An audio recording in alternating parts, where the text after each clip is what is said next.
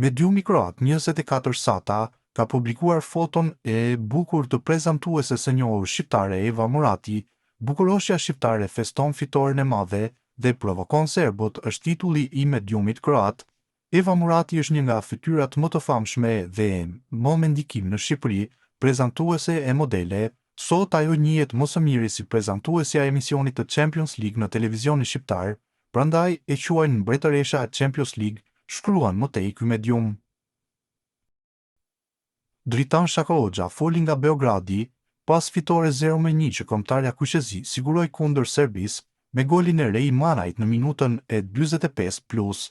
Ky sukses ishte mos e merituar për ekipin ton, që la pas Serbinë me 4 pikë, duke fituar ndeshjen direkte. Për Strakoshën, trajneri Silvinho është në kohën dhe vendin e duhur, pasi sipas tij, ai s'di ta lexojë mirë futbollin, por ka përvojën.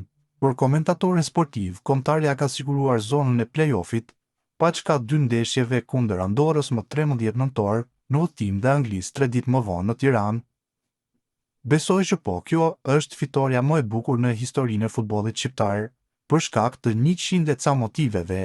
Është fitoria kundër Greqisë në Tiranë në 2004, kur ata u shpallën kampion Europe, por edhe ndaj Rumanisë në Euro 2016, kjo djeshmja ishte fitoria më e madhe që bashkon gjithë shqiptarët. Ky sukses me të vërtetë që do të mbahet mend gjatë. Kam thënë që kemi ekipin më të mirë dhe do të fitojmë, duhet të fitonim. Kur e pash që ndeshja do luhej në Leskovac, u binda më shumë që kjo ndeshje do të fitojë nga ne, sepse atë që bëm ne në Tiranë, që fikëm tifozët, këtë bën edhe ata këtu, por kjo për fatin ton të madh. Luajtëm në kushte më optimale të mundshme që mund të luanim në Serbi dhe ishte një mundësi e jashtëzakonshme për ne. Manajt i kam thënë që do të shënonte në Serbi dhe mos e mbante mendjen te penalltia e humbur në Tiranë, kisha një ndjesi të mirë për këtë ndeshje. Në këto çaste, ne kemi ekipin më të mirë. A është ky brezi më i mirë i kombëtarës? Futbolli matet me numra, rezultate dhe suksese. Duke parë këto, besoj se ky brez, duke harruar Ligën e Kombeve, është një nga skuadrat më të mira në historinë e kombëtares shqiptare. Disa nga futbollistët që kemi sot, mos t'i marrim me emra, janë padyshim më të mirët e historisë në rolin e tyre.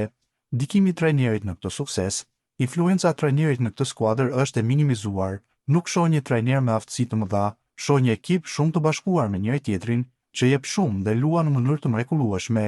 Influencën e trajnerit nuk e shoh, nuk e ndjej, nuk duket. Silvinho ka uljet dhe ngritjet e veta.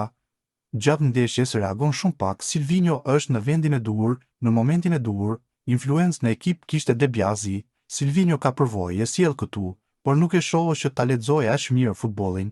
E shoh një trajner që ka fat që është në këtë moment te Shqipëria. Uzuni është një top player që ka Shqipëria. Mos harrojmë që ky trajner e la jashtë Europianit, kur ishte sulmuesi më i mirë në La Liga në Spanjë.